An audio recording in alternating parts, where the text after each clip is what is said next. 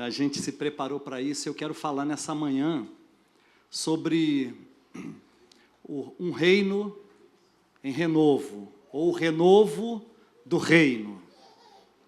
Queridos, Deus inaugurou uma obra maravilhosa no meio do seu povo. Ele abriu um caminho de libertação, de uma vida melhor para toda a sua gente. O povo estava escravizado no Egito. Deus tirou esse povo com mão forte, usando o seu servo Moisés. Moisés conduziu o povo de uma forma extraordinária. E Moisés não entrou em Canaã, mas Josué, substituindo Moisés, entrou Josué, Caleb e o restante do povo que havia sobrevivido, um remanescente. Chegaram naquela terra, observaram que era uma terra que manava leite e mel, uma terra abençoada. Não foi sem dificuldade, a conquista da terra foi através de guerras, de lutas. E aquele povo, então, desde o deserto, começou a perceber a manifestação de Deus. Deus falou de forma poderosíssima ao seu povo, numa instrumentalidade extraordinária, usou Moisés. O povo viu os sinais, mas mesmo assim, vivendo abundantemente naquela terra, o povo, um determinado tempo da sua história, esqueceu de Deus. E, gente, eu quero dizer, Deus, ele é muito ciumento conosco. Deus, ele sente ciúmes de nós, ele nos ama tanto, que a fé nele é uma fé exclusiva, ou melhor, deve ser exclusiva, porque Deus espera que toda a nossa atenção, todo o nosso olhar, esteja canalizado para ele, nele. Ele não quer que em nenhum momento a gente se distraia, olhando para um lado ou para o outro. Foi isso que aconteceu com aquela gente. Eles começaram a lamentar determinadas provações e disseram: olha, quem sabe quando nós estávamos no Egito, nós tínhamos uma alimentação melhor, nós tínhamos uma casa mais adequada, mas agora ali eles estavam num acampamento. E como eu disse, o passar do tempo trouxe uma prosperidade extraordinária, singular. Ninguém jamais havia visto na história de um povo, depois do Egito, aquela prosperidade que Israel teve. Israel foi, em algum momento, presenteado por grandes reis. A história mostra que alguns andavam com Deus, outros não. Depois de Salomão, o reino foi dividido. E aí esse povo foi levado pelo próprio Deus em cativeiro, algumas vezes. Um cativeiro maior se deu em Babilônia. Eles estavam ali 70 anos cativos. Muitos homens perderam suas esposas porque foram entregues a assírios babilônios. Filhos foram arrancados dos braços das mães e dados para serem criados nas casas dos babilônios. A língua hebraica foi retirada deles porque eles aprenderam o idioma assírio. Mulheres foram violentadas muitas vezes na frente dos seus próprios maridos. A opressão era terrível. E o pior de tudo, uma outra religião, se é que a gente pode chamar assim, foi ensinada àquela gente. Foi um período muito difícil. Mas Deus nunca deixou de querer executar o seu plano, o seu propósito na vida do seu povo. Deus sonhou com esse povo livre, mais uma vez. Deus sonhou com esse povo próspero, mais uma vez. E aí Deus foi levantando muitos profetas naquele período, para falar que um dia Deus iria trazer um renovo à sua gente, uma restauração à sua gente, um novo tempo. E sim, Deus iria executar no meio do seu povo um novo plano. Um plano que não estaria mais baseado numa aliança feita na lei, mas sim uma aliança feita numa graça tão abundante que aquele povo estaria de fato verdadeiramente livre. Uma aliança eterna, que não poderia jamais ser desfeita como foi a aliança passada.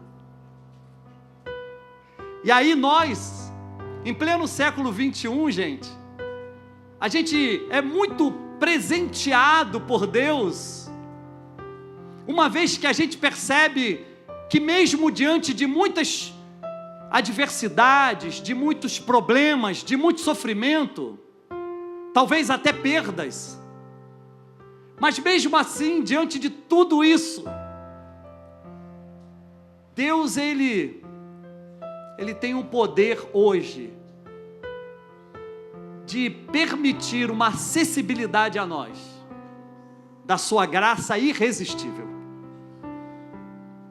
Sim, porque quando a graça de Deus recai sobre nós, impreterivelmente, aquele que sente que mesmo sem merecer foi alvo dessa graça, ele se entrega, ele se desnuda e se entrega totalmente a esse Deus, dizendo: Deus, eu reconheço a minha pequenez e a sua grandeza, eu reconheço que eu sou pó e tu és o Todo-Poderoso, eu reconheço que eu mereci a morte e tu queres me dar vida e vida com abundância. Então o texto que eu quero ler com a igreja e compartilhar um pouquinho aquilo que o Senhor colocou no meu coração, é um texto que fala exatamente do desejo, do anseio de um salmista por uma salvação vinda da parte de Deus. Esse salmo é atribuído a um dos filhos de Corá, não sabemos quem é de fato o autor.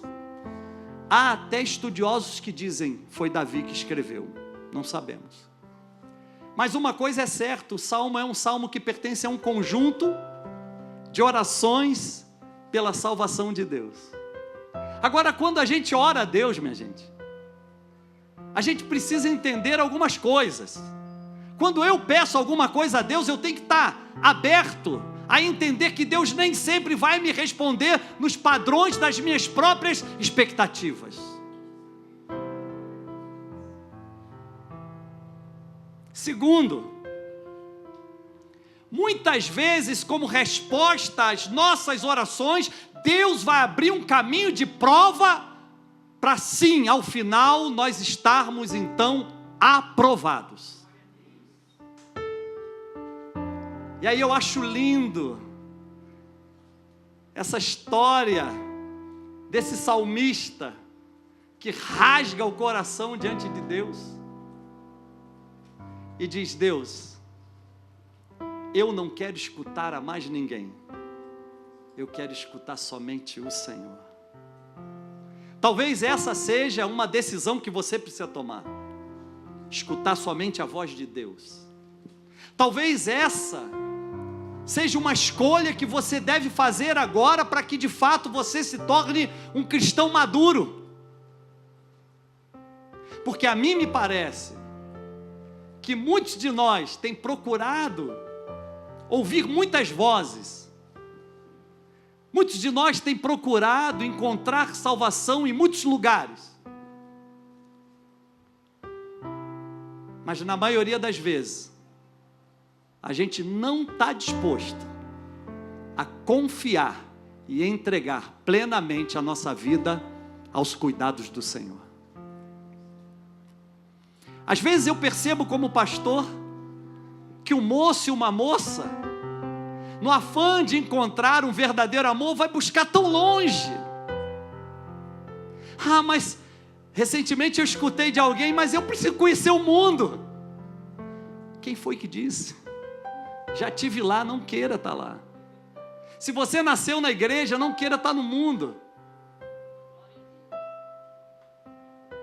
Aí outro dia eu escutei alguém dizer para mim, né, na flor da sua juventude: mas eu preciso experimentar as coisas.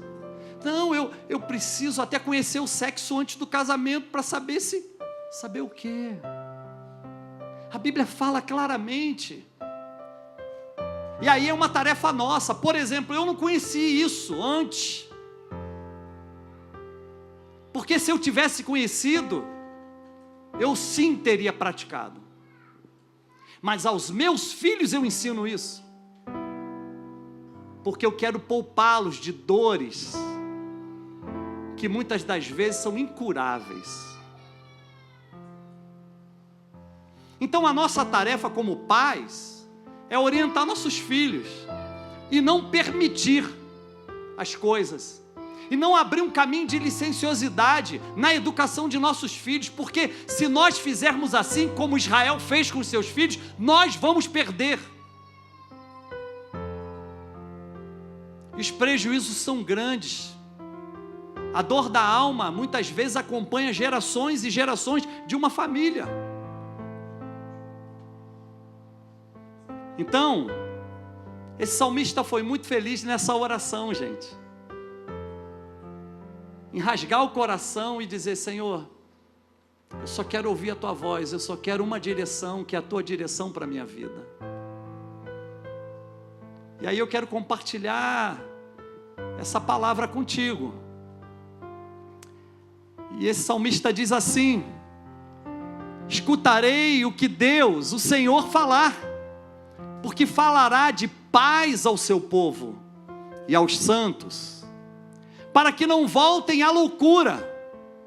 Certamente que a salvação está perto daqueles que o temem, para que a glória habite na nossa terra.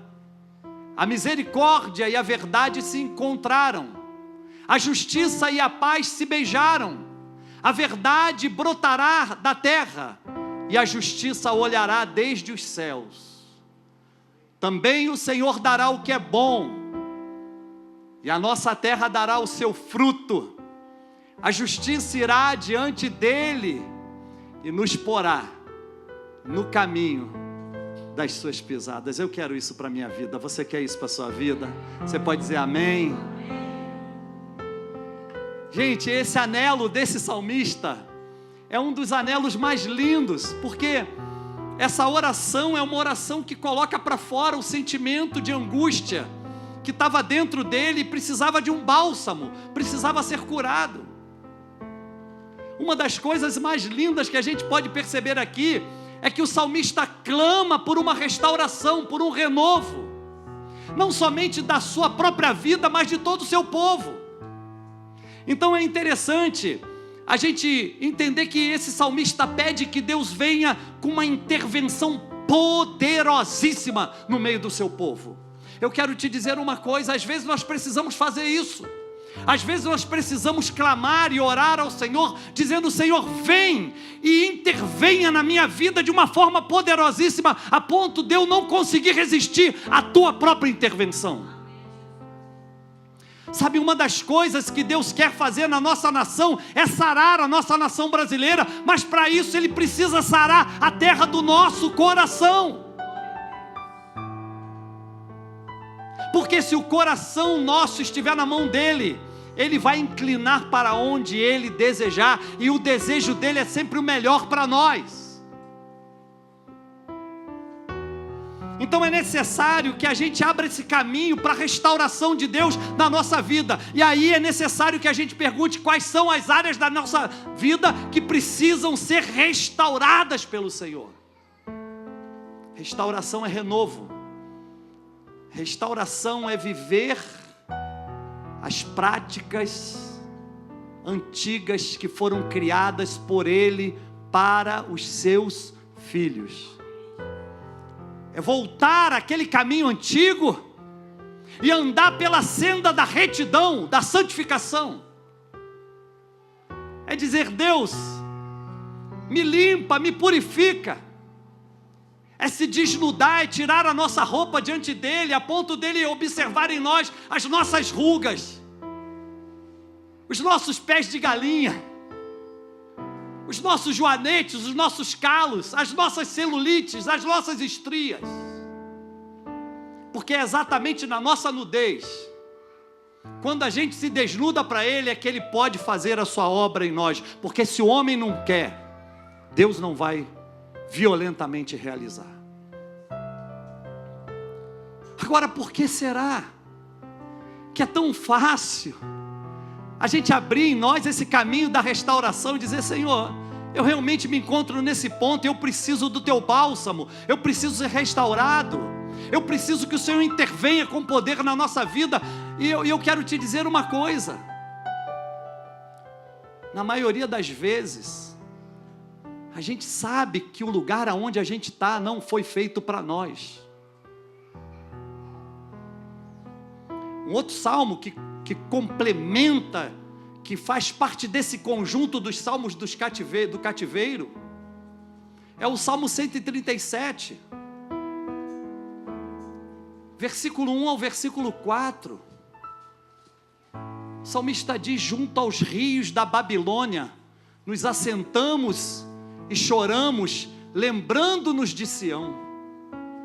Então, e sobre os salgueiros que há no meio dela, penduramos as nossas harpas.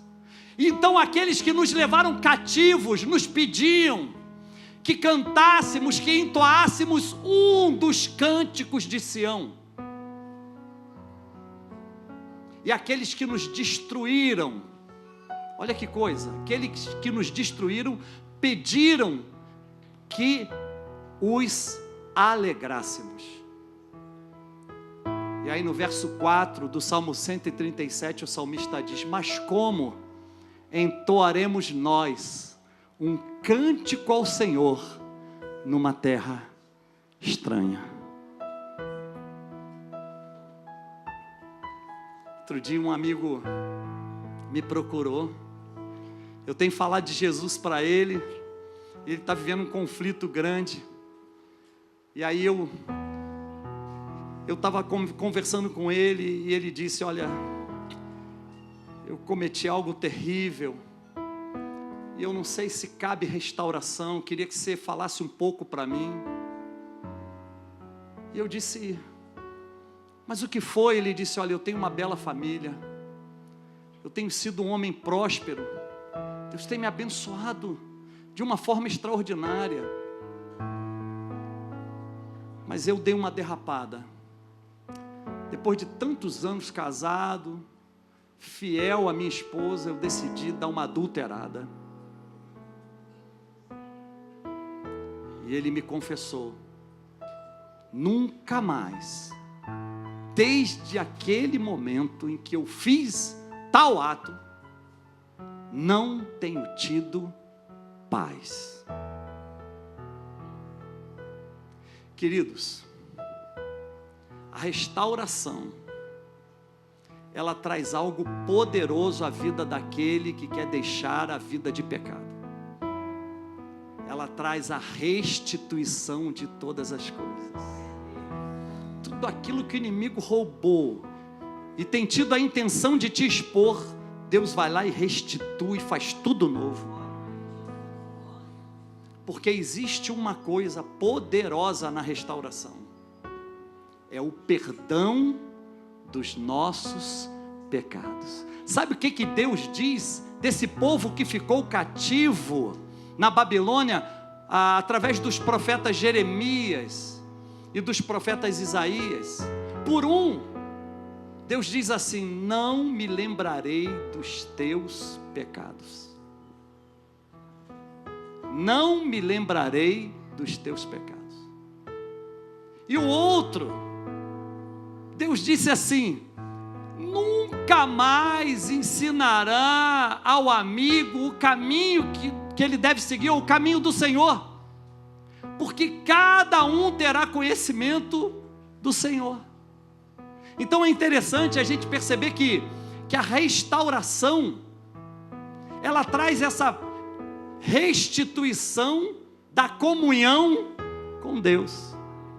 E aí Ele já não nos olha mais conforme vinha nos olhando. Ele nos olha como um filho amado, precioso aos seus olhos, um filho que Ele então vai restituir tudo aquilo que um dia o inimigo lhe roubou. Agora, é bom a gente perceber que a restauração, ela devolve os nossos sonhos. Diga comigo, a restauração devolve os nossos sonhos. Então vira para a pessoa que está do teu lado e diga, saiba de uma coisa, até os sonhos que você esqueceu, Deus vai te trazer de volta. É exatamente isso que acontece. O Salmo 126, que é o salmo também do regresso do cativeiro babilônico. O salmista escreve no verso 1 em diante, ele diz, quando o Senhor restaurou a nossa sorte, andávamos como aqueles que sonham. Então entre as nações se dizia, grandes coisas fez o Senhor por estes. Sim, com efeito, grandes coisas tem feito o Senhor por nós.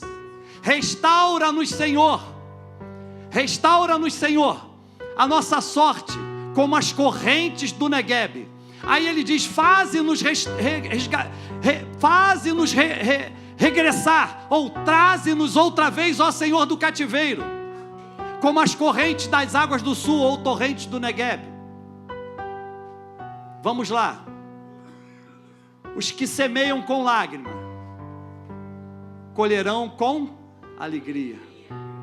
Verso 6, aquele que sai andando e chorando, enquanto semeia, voltará com alegria, trazendo os seus feixes ou seus molhos, em outras versões, como essa agora. Diga para a pessoa que está do teu lado, ei, Deus está falando é de você aqui. Pode rir, diga para essa pessoa, pode começar a sorrir. Deus está inaugurando um novo tempo na sua vida. Diga para essa pessoa, você vai voltar a sonhar aqueles sonhos que foram roubados.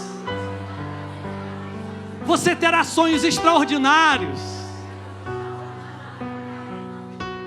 Eu me lembrei aqui de Jeremias. Jeremias estava preso. Havia um rei que odiava Jeremias. O ódio é a oposição ao amor. O ódio é a oposição ao amor. Por isso a gente nunca deve permitir que haja ódio em nosso coração por quem quer que seja. E havia um rei chamado Zedequias, não confunda com Ezequias. Havia um rei chamado Zedequias, que era um boneco nas mãos do rei de Babilônia. Era um fantoche. E ele odiava o profeta Jeremias. E Jeremias estava preso. E o rei tinha uma intenção de cortar a cabeça do profeta. Deixa eu te dizer uma coisa, quando o profeta era preso naquela época, o profeta era cerceado da sua liberdade. Ele era levado para o palácio, e lá havia um lugar especial para o aprisionamento, e alguns iam até para um outro lugar ainda mais insalubre, que era o calabouço. Jeremias esteve lá. A Bíblia conta que Jeremias foi cerceado na sua liberdade de muitas coisas. E é interessante que Zedequias queria cortar a cabeça do profeta. Eu queria dizer uma coisa aqui, até para dar uma descontraída, que eu sei que você ficou preocupado quando eu disse que o rei queria cortar a cabeça do profeta. E aí você então, que quer muito ser usado por Deus, quer descobrir seus dons ministeriais, quer buscar os dons espirituais, e aí talvez você tenha dito, esse dom aí eu não quero buscar não. Todo profeta vai ser perseguido. Todo aquele que é boca de Deus nessa terra, um dia sofre perseguição. Mas calma aí, quem vai à sua frente é o El Shaddai, o Deus Todo-Poderoso. É o general das batalhas, aquele que nunca perde uma guerra. Mas é interessante, voltando aqui para Jeremias. Jeremias estava preso, não sabia o que aconteceria no dia seguinte com a sua vida. O rei queria cortar a sua cabeça. E ele então começa a ser ministrado pelo próprio Senhor. Eu não sei se você já passou isso, mas uma vez aconteceu um fato na minha vida que me deixou lá no chão. E aí eu estava precisando muito de uma mão amiga. E nessa cidade, eu posso dizer sem nenhuma arrogância e sem nenhuma vaidade, Deus me usou muito profeticamente. O pessoal até brincava, rapaz, se você continuar aqui, você vai se tornar um político, Deus me livre. Eu sei para que é que o Senhor me tem chamado. E aí, interessante que eu lá no fundo do poço, precisando de uma mão amiga, eu havia perdido muitas coisas. E eu estava andando na rua de cabeça baixa, porque o pecado tinha me dominado. E eu queria muito um escape, mas não estava encontrando naquele momento.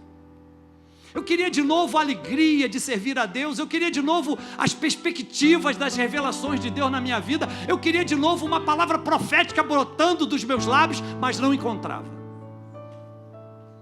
Aí uma pessoa, que Deus me usava sempre para essa pessoa, ela veio na direção contrária a mim, eu vim andando. E essa pessoa também vinha andando, e essa pessoa, quando eu estiquei a mão para dar a paz do Senhor, essa pessoa botou o dedo em riste na minha face e disse: nunca mais você vai ter seu ministério de volta. Deixa eu te dizer uma coisa.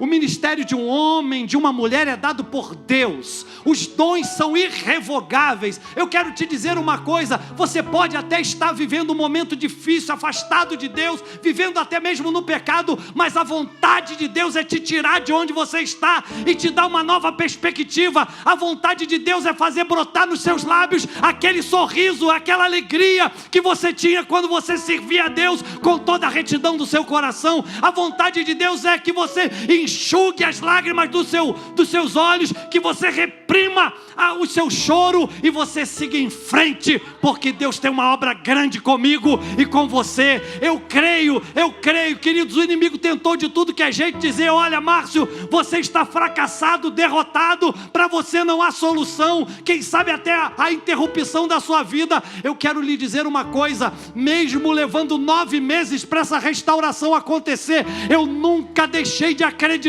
que um dia ela pudesse vir, e um dia chegou, o dia da bênção, o dia da vitória, o dia da restauração de todas as coisas e também da restituição. Eu queria sonhar de novo, eu dizia: Deus, eu desaprendi de sonhar, e eu preciso sonhar de novo, Deus.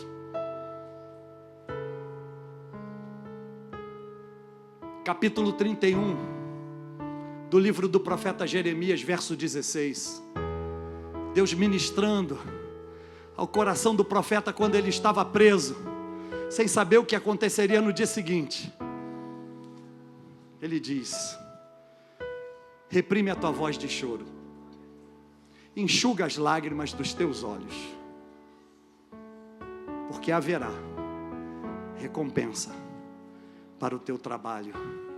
Assim diz o Senhor, falando do povo que estava em cativeiro babilônico: eles voltarão da terra do inimigo. Sabe, isso acontece com a gente. Isso se aplica à nossa vida privada. Isso se aplica a nós como indivíduos, como seres humanos. E aí é interessante que a segunda coisa que eu quero observar sobre o renovo do reino, um reino em renovo, é que acontece algo poderoso quando a gente se volta para Deus e a gente toma a decisão: eu quero só servir a Deus, eu quero só agradar o Senhor, eu quero colocar meu coração nas mãos dele e dizer: Senhor, faça o que o Senhor quiser. Aí acontece algo poderoso. Quando a gente coloca o nosso coração nas mãos do Senhor, revelações em cima de revelações vindas da parte do Senhor acontecem. É necessário, para que o reino seja renovado, é necessário que cada um de nós ouça a voz de Deus. Tem gente que quando vem um problema fica igual uma barata tonta, né? A gente, quando bota o sprayzinho lá, mata a barata, na barata, ela fica rodando. Vai para um lado, bate, vai para o outro, até morrer, leva um tempão. Tem gente que é assim. Que o problema veio, se desespera e vai aqui, achando que vai encontrar a solução para o seu problema, e vai em outro lado, e diz, olha, talvez essa igreja não seja tão boa para mim, eu vou para uma outra igreja, eu vou para isso, eu vou para aquilo. Eu me lembro, eu vivi algumas situações. Eu vivi uma situação em que uma mãe de um amigo meu de infância, eu converti com 18 para 19 anos, e aí essa mãe desse amigo me procurou um tempo. Esse amigo estava vivendo um momento muito difícil, com muitos problemas, e essa mãe desse amigo disse, olha, Márcio, ora pelo fulano, porque agora só Jesus, eu já fiz de tudo, eu já fui aqui, já fui acolá, já gastei dinheiro com isso, já gastei dinheiro com aquilo, agora só Jesus. Sabe qual é o grande problema? Sabe qual é o grande problema? Que Deus tem se revelado de forma muito clara para nós. Deus tem falado conosco de forma muito clara, audível. Mas na maioria das vezes a gente não tem um pronto atendimento à voz do Senhor. A gente não está pronto a ouvir a voz dEle. E a gente fica igual a barata tonta, como eu disse. Corre para um lado, corre para o outro. Sendo enganado o tempo todo. Quando a verdade está patente, está clara, nua diante de nós. Senhor Jesus disse, conhecereis a verdade, e a verdade vos libertará. Não há verdade em outros lugares, a verdade é Jesus, o Filho de Deus que se manifestou para desfazer as obras do diabo. Sabe o salmista no Salmo 85, no verso 8? Ele diz, escutarei o que de Deus o Senhor falar, porque falará de paz ao seu povo e aos santos, para que não voltem à loucura, olha só, para que não voltem ao pecado, para que não se desviem mais. E Deus tem falado com a gente. Só que o grande problema nosso é que a gente busca várias fontes antes de buscar de fato aquele que tem a solução para todas as coisas.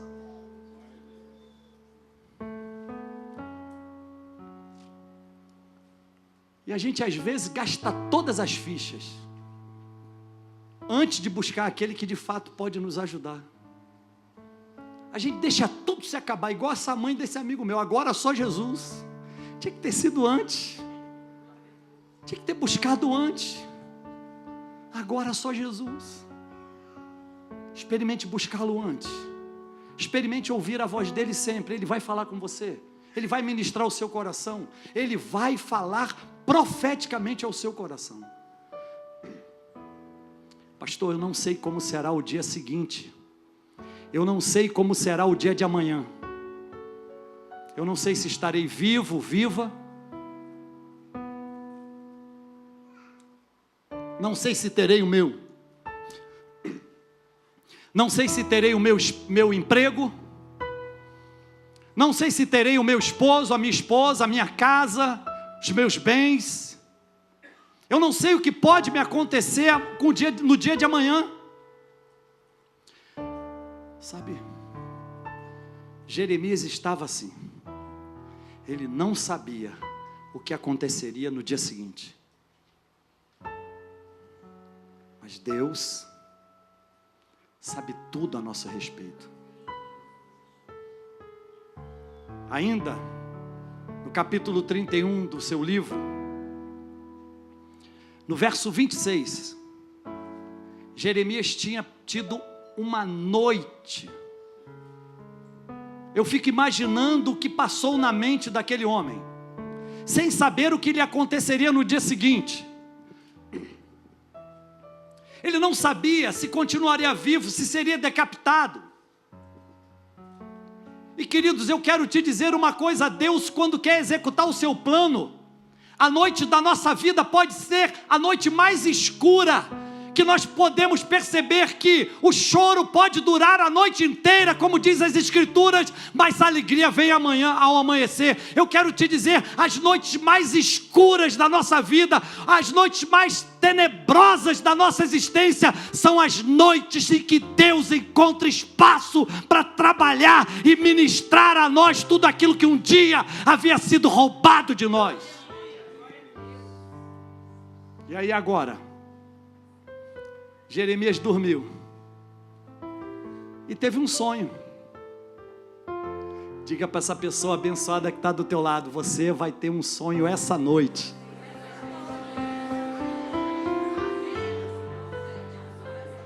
O que o salmista disse?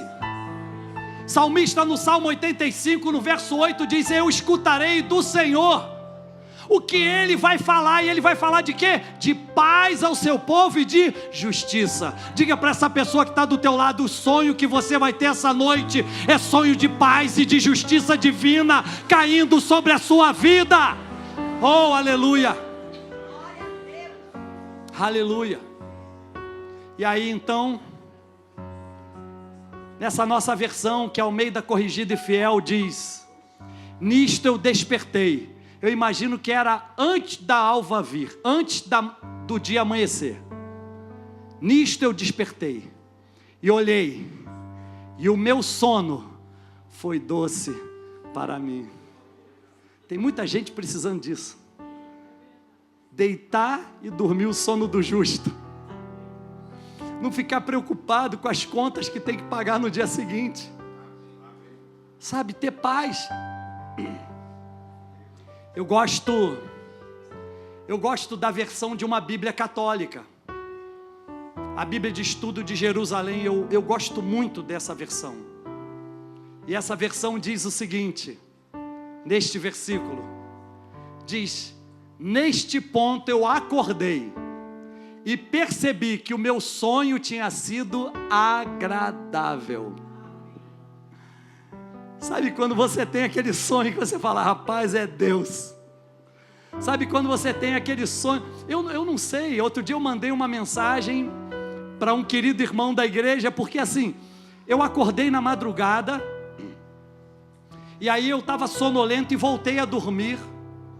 Eu sabia que o dia já ia amanhecer. E aí eu tive um sonho com aquele irmão e a família dele. Aí no outro dia eu mandei um áudio para ele e falei: rapaz, olha, eu estou te mandando esse áudio porque foi um sonho tão agradável. Foi um sonho tão gostoso de sonhar. E eu creio, queridos, que isso é um presente que Deus nos dá. Sabe, voltar a sonhar deve ser um dos grandes alvos da nossa existência aqui. Enquanto nós estivermos aqui, é direito nosso sonhar. Então, num sonho, Deus nos dá visão, Deus faz com que a gente ouça a sua voz, e Deus nos dá revelação.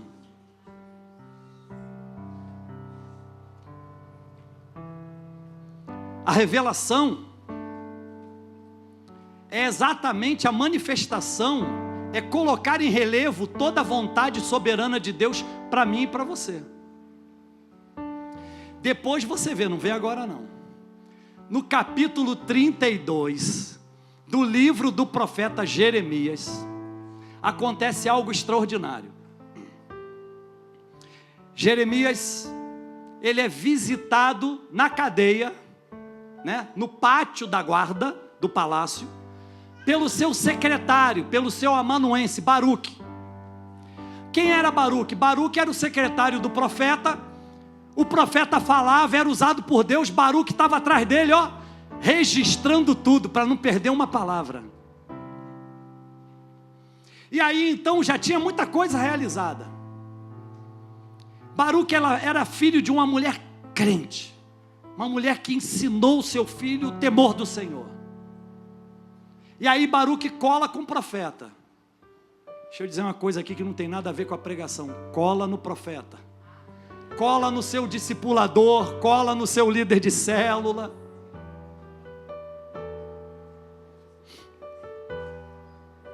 Mas Baruque vai visitar Jeremias, e aí Jeremias conta para ele o sonho que teve, e diz assim: Baruque, eu recebi a visita de um primo meu, chamado Hanani. Ele esteve aqui, ele é meu primo, e ele veio lá da nossa terra, ele tem um terreno lá em Anatote. Jeremias era da cidade de Anatote. Como eu disse, quando o profeta era preso, algumas coisas eram confiscadas. Terreno, casa, boi, caprino, tudo era confiscado, menos a prata do profeta. O dinheiro do profeta não podia ser tocado. E aí o que acontece? Esse Hanani chega antes de Baruque e diz: Jeremias, meu primo, eu estou em grande aflição, em grande aperto, eu quero te pedir, compra a nossa terra que está lá na nossa cidade, Anatote, compra para você, porque Hanani sabia que Jeremias tinha prata, dinheiro.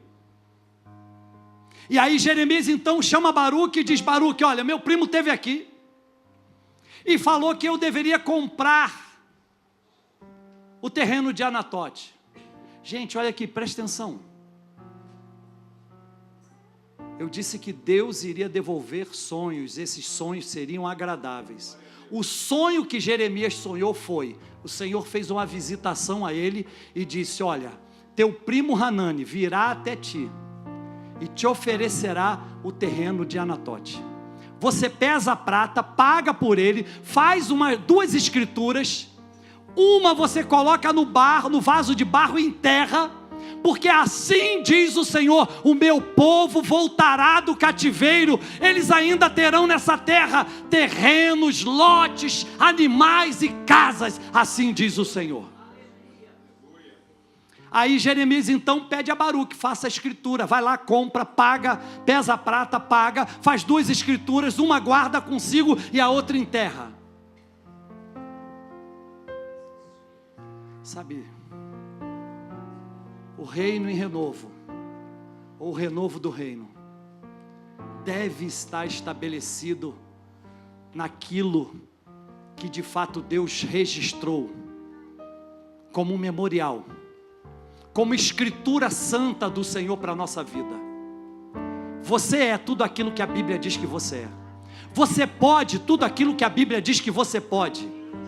É exatamente isso que deve acontecer. Sabe por quê? Essa escritura que o profeta fez nada mais é do que a garantia que Deus estava dando a ele da sua fidelidade, ou seja, aquilo que Deus diz a nosso respeito de fato é aquilo que vai acontecer. Eu quero que você creia nisso, e se você crê nisso, dê um forte aplauso a Jesus. Aleluia, aleluia.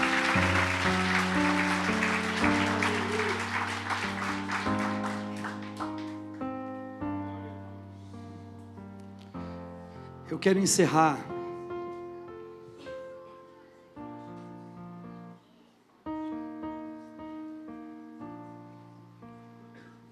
dizendo que hoje nós temos um agente trabalhando na vida da igreja, que somos nós, garantindo a nós que de fato nós somos cidadãos desse reino, e que se esse reino tem que passar por um renovo, esse renovo tem que começar a partir de nós. Sabe, é necessário a gente chamar essa responsabilidade, é necessário que a gente não se engane, mas que a gente esteja atento a tudo quanto Deus está fazendo em nosso meio. Sabe, o convite de Deus nessa manhã para mim e para você é que a gente se quebrante, que a gente não encontre mais argumentos baseados nos nossos próprios interesses ou nas nossas próprias expectativas para mantermos um relacionamento com Deus. Mas Deus espera que a gente venha rasgar a nossa roupa diante dele e dizer: Deus, eu preciso ser renovado agora, eu preciso ser um agente do seu reino. E eu quero te dizer uma coisa: é o Espírito Santo que testifica que nós pertencemos ao Senhor. Não adianta chamar Jesus de rabi, de mestre, tem que se relacionar com ele. Não adianta buscar a Jesus somente na hora do aperto, tem que se entregar totalmente a Ele. Ju, pode projetar, por favor, Evangelho de João, capítulo 1, versículos 25 a 39.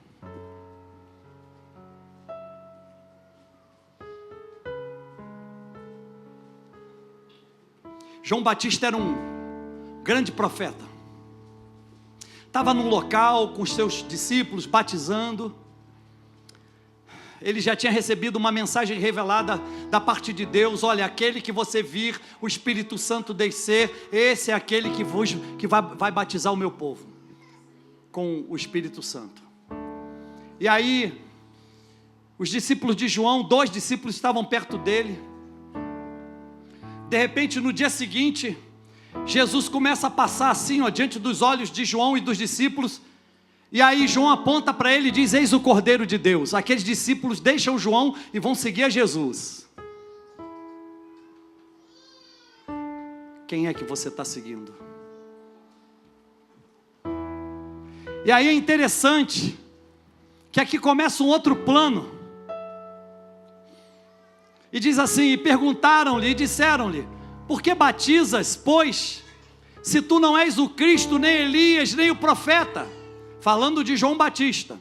João respondeu-lhes dizendo: eu batizo com água, mas no meio de vós está um, a quem vós não conheceis. Este é aquele que vem após mim, e que é antes de mim, do qual eu não sou digno de desatar a correia da alparca. Estas coisas aconteceram em Bet-Bará, do outro lado do rio Jordão, onde João estava batizando.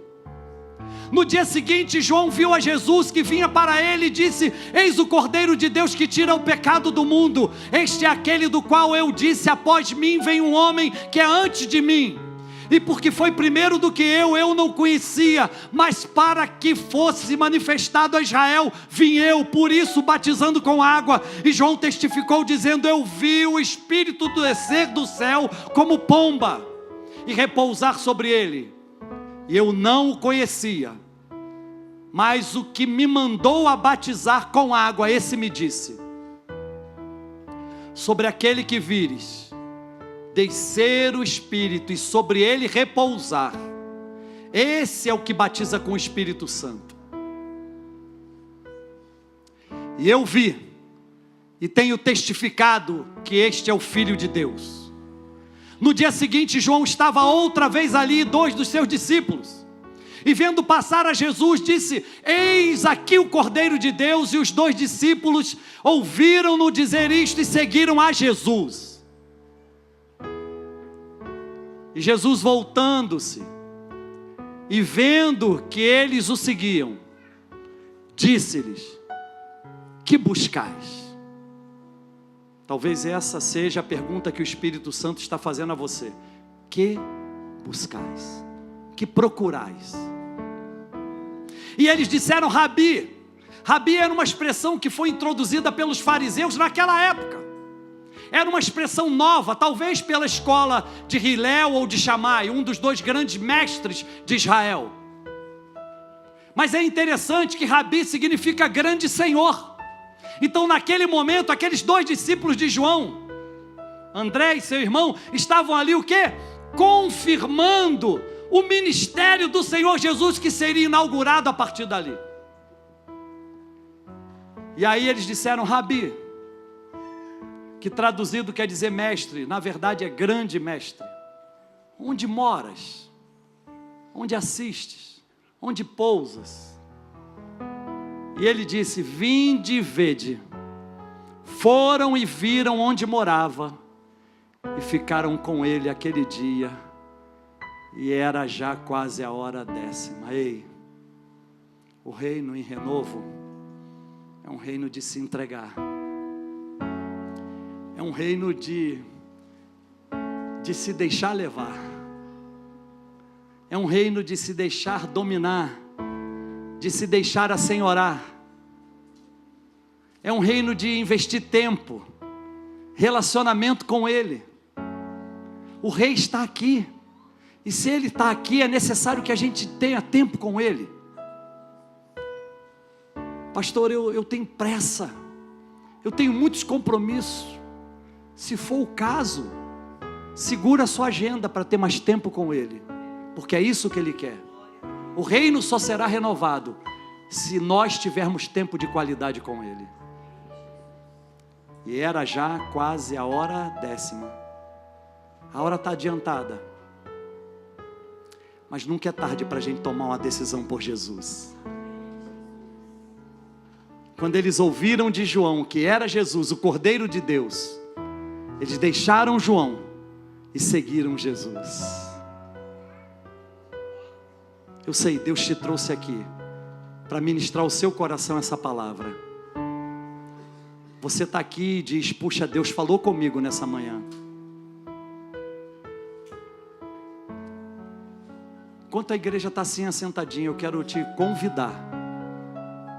Você que é alguém que está ouvindo essa palavra e que sabe que o Espírito Santo está ministrando ao seu coração agora, dizendo: filho, filha, eu tenho muito mais para ti. Filho, filha, você precisa ter mais tempo comigo. Filho, filha, você precisa se deixar dominar por mim. A gente às vezes luta tanto, né? E luta com Deus. Sabe, eu quero te dar um tempo para se desprender das suas próprias conceituações, talvez daqueles ensinos que você recebeu lá na sua casa, dos seus pais, dos seus avós. Mas Deus hoje está te chamando para viver essa manifestação desse reino em renovo. Sonhos indescritíveis, agradáveis, maravilhosos. Deus está te chamando para tomar posse dessa terra de bênção.